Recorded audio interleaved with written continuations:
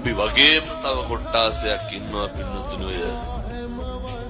ඇඟේ කැල්ලක් ඉල්ලා ඉල්ලනේ වකුගඩුවක් ඉල්ලා ඉල්ල සල්ලි එක්කව කරනවා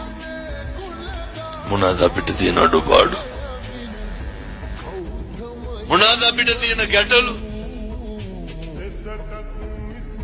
සංසාරේ කල්ප ගාන දුක් විඳින්න ඕනේ පින්නතුනි මිනිස්සු වෙලා උපදින්න ඔය අතපය හතර හොඳට වැඩන්නේ තාම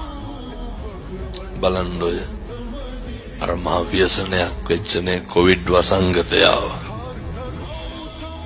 මා දල බල පුළුවන් කාරකම් තියෙන සල්ලිකාරයෝ මැරුණේ නැද්ද මැරුණා